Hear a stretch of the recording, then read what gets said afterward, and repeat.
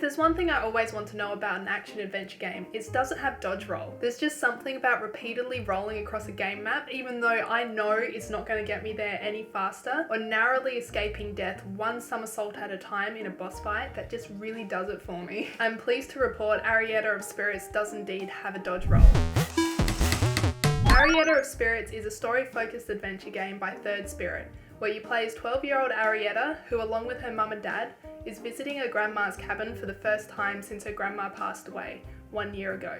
As the family attempts to move on, Arietta discovers not everything is as it appears when during the night, Arietta meets a spirit guide, Arco, who reveals to her the spirit realm, a place where human spirits with unfinished business can get trapped, unable to move on to the afterlife. Arco explains that by sharing his power with Arietta, she's now able to interact with and help the spirits that are trapped, as well as fight back the power-hungry roamers that are spreading darkness and attacking the inhabitants of the spirit realm. If I was going to use one word to describe this game, it would be familiar, and I don't mean that in a bad way. There was just something about playing this demo that felt a little like eating chicken noodle soup or mac cheese, if that makes sense. It felt nostalgic and comforting to step into a game that's new but not strange. For example, after the initial scene setting, Arietta is given her first task, to fetch apples to go on tonight's dessert. But be careful, it's a little wild in the forest, so take this sword to protect yourself. The familiarity of the premise in no way makes the setting boring. The pixel art style is gorgeous and full of charming interactive moments like butterflies and squirrels reacting to Arietta's presence, or the way the ferns rustle when you move through them.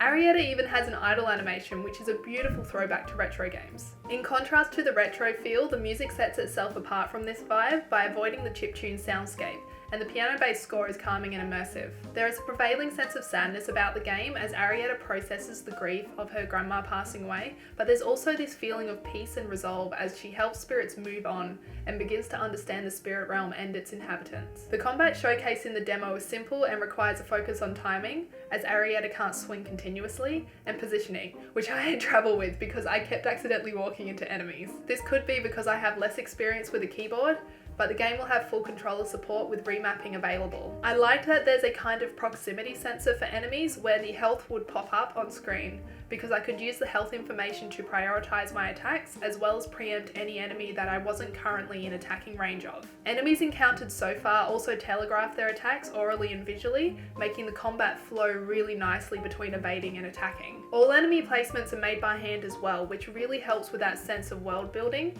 as well as letting the combat breathe in the space that's been created. The developers also said, "We wanted to keep the combat system more skill-based, so rather than give the player levels or equipment with better stats to advance in the game, we want the player to tackle the combat scenarios using their wits and reflexes. We aim to constantly introduce something new in terms of gameplay and to mix it up, so the simple combat mechanics stay fresh as possible till the credits roll on the screen."